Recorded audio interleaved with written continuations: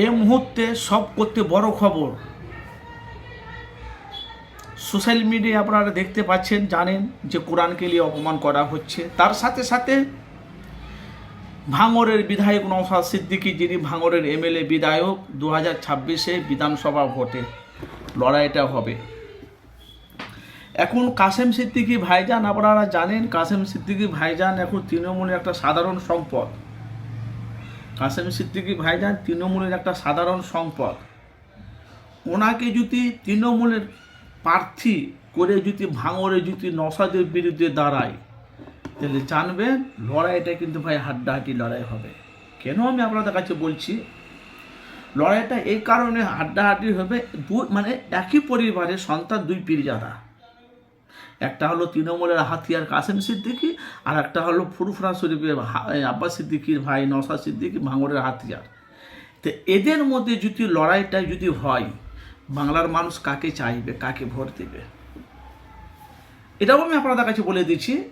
যেহেতু পশ্চিম বাংলাতে কাসেম সিদ্দিকী ভাইজানের নাম চর্চা বেশি ছিল, এখনও আছে, এখন তৃণমূলে গেছে যে এখন কুমন্তব্য করছে, কিন্তু নওশাদ সিদ্দিকীকে বাংলার মানুষ, চারিদিকের মানুষ নওশাদকে চেনে।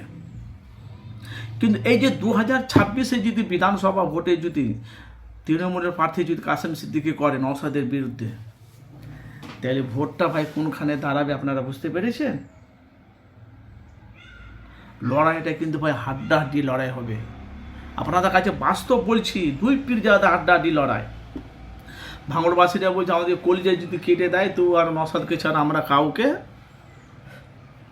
ভোট দেব না। আর ওখানকার এমপি সাইনি ঘোষ, লড়াইটা কিন্তু জবরদস্ত। আপনারা বলেন 100-র মধ্যে 100% ভাঙড়ে আপনারা কাকে চান? একটু কমেন্ট করবেন। কেন 2026-এ নওশাদ যদি না জিততে পারে, বাংলাতে আইএসএফ বলে কোনো অস্তিত্ব থাকবে না। আর যদি জিতে যায়, বিরোধী দলের ঘুম হারাম হয়ে যাবে। কেন একটা ক্ষুদি লঙ্কা বিরোধী দলকে কাঁপিয়ে দিয়েছে। আপনাদের মতামত জানাবেন। ভাঙড়ে কাসেম সিদ্দিকী পরাজিত হবে না নওশাদ সিদ্দিকী পরাজিত হবে যদি কাসেম তৃণমূলের প্রার্থী যদি করে?